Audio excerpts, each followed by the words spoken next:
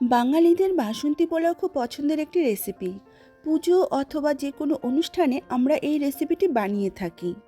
নমস্কার, দ্য বেঙ্গল ডিলিশিয়াসের রান্নাঘরে আমি তনুজা আপনাদের সকলকে স্বাগত জানাই। আমার আজকের রেসিপি বাসন্তী পোলাও।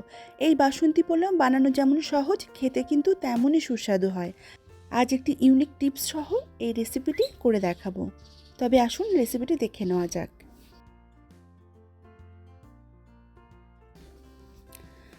বাসন্তী পোলাও বানাবার জন্য আমাদের লাগছে গোবিন্দভোগ চাল। আমি এখানে মেজারিং কাপ মেপে চালটা নিচ্ছি। জলটা যাতে পোলাওতে একদম ঠিকঠাক দেওয়া হয় সেই জন্য আমি কাপ মেপে চালটা নিয়েছি। আপনারা চায়ের কাপ বা বাটি যে কোনো কিছু দিয়ে মেপে চালটা নিতে পারেন, আর সেই বাটি বা চায়ের কাপ মেপে কিন্তু জলটা দেবেন। আমি এখানে 3 কাপ পরিমাণ গোবিন্দভোগ চাল নিয়েছি। চালটাকে পরিষ্কার করে নিয়েছি। এবার ভালো করে ধুয়ে নেব। হালকা হাতে কচলে জল পাল্টে পাল্টে ভালো করে ধুয়ে নেব। চালটা ধুয়ে একটি ছাঁকনিতে জল ঝরিয়ে নিয়েছি। আপনাদের কাছে যদি ছাঁকনি না থাকে তবে খবরের কাগজ বা কাপড়ের ওপর ছড়িয়ে দিয়ে চাল থেকে জলটা একদম শুকিয়ে নেবেন। 30-40 মিনিট রাখলেই চালের থেকে জলটা শুকিয়ে যায়। গোবিন্দভোগ চাল কিন্তু ভিজিয়ে রাখার কোনো প্রয়োজন নেই। চালটা শুকোতে থাক, ততক্ষণে একটি মশলা তৈরি করে নিচ্ছি।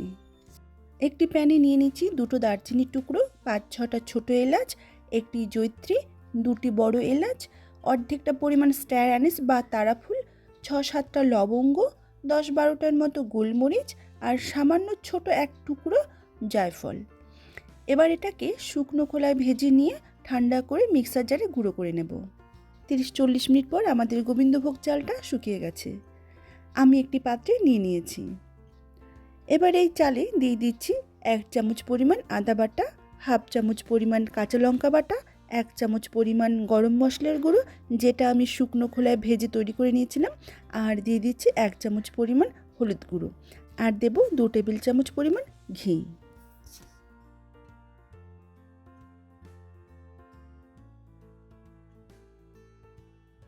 এবার হালকা হাতে চালটাকে খুব ভালো করে সমস্ত মশলার সাথে মেখে নেব।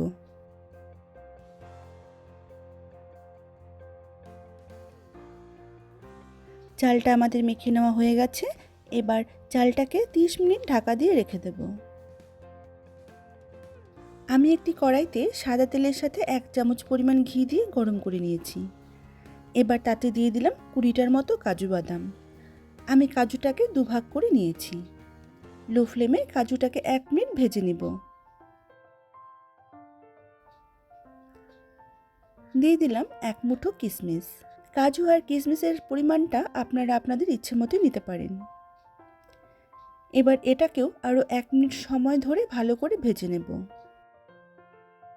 কাজু কিশমিশটা ভাজা হয়ে গেছে, এবার তুলে নিচ্ছি।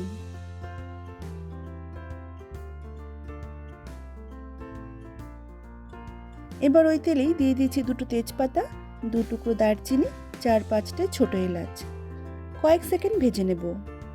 সুন্দর গন্ধ বেরোলেই দিয়ে দেব আগের থেকে মেখে রাখা গোবিন্দভোগ চাল।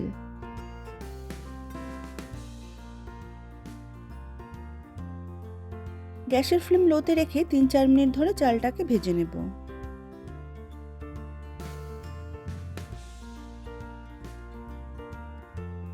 চালটা ভাজতে ভাজতে আমি অন্যদিকে পরিমাণ মতো জল ফুটিয়ে নিয়েছি।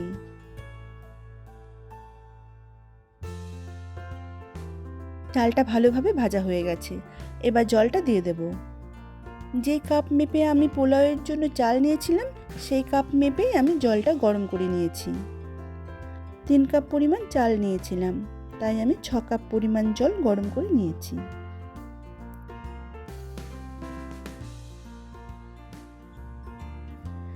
এবার ফ্লেমটাকে হাই করে দিয়ে একটু পোলাওটাকে ফুটতে দেব।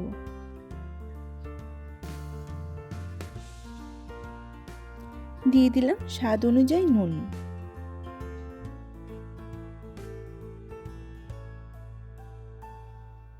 পোলাওটা ফুটে উঠলেই ঢাকা দিয়ে 5 মিনিট লো ফ্লেমে রেঁধে নেব।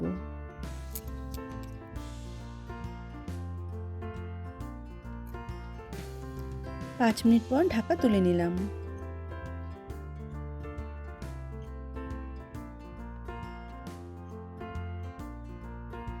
দিয়ে দিচ্ছি 4 চামচ পরিমাণ চিনি। যে যেমন মিষ্টি খেতে ভালোবাসেন কম বা বেশি করে দেবেন। নেড়ে চেড়ে চিনিটা ভালো করে মিশিয়ে নিচ্ছি।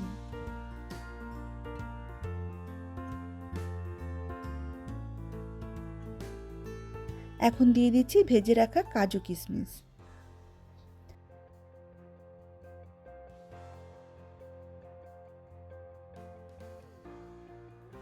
আবারও নেড়ে চেড়ে কাজু কিশমিশটাকে মিশিয়ে নিয়ে 4 থেকে 5টে চেরা কাঁচা লঙ্কা দিয়ে দেব।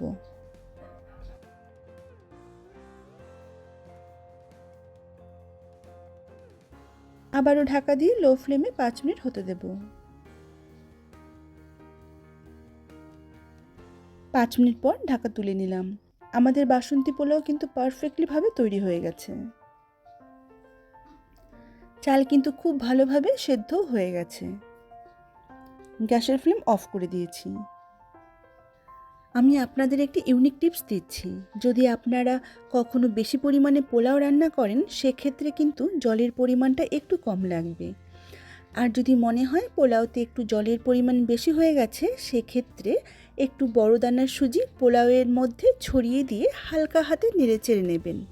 তাতে পোলাওয়ের যে এক্সট্রা জল রয়েছে সেটাকে সুজি টেনে নেবে আর পোলাওটা একদম ঝরঝরে হয়ে যাবে। আশা করব এই টিপসটি আপনাদের কাজে লাগবে। ওপর থেকে 3 চামচ ঘি ছড়িয়ে দিলাম। দেখুন কত সুন্দর ঝরঝরে পোলাও তৈরি হয়ে গেছে। তবে এখনও কিন্তু ঢাকা দিয়ে আমি আরও কিছুক্ষণ রাখবো, কারণ এর মধ্যে অল্প জলভাবটা রয়েছে, সেটা পুরোপুরি ঝরঝরে হওয়ার জন্য। 5 মিনিট পর আমাদের পোলাও খুব সুন্দর ঝরঝরে হয়ে গেছে। এবার পোলাওটাকে পরিবেশন করে নেব। আমার আজকের রেসিপি আপনাদের কেমন লেগেছে অবশ্যই জানাবেন। আজকের মতো এই পর্যন্ত। আবারও হাজির হয়ে যাব অন্য কোনো দিন অন্য কোনো রেসিপি নিয়ে। সকলে সুস্থ থাকুন, ভালো থাকুন। ধন্যবাদ।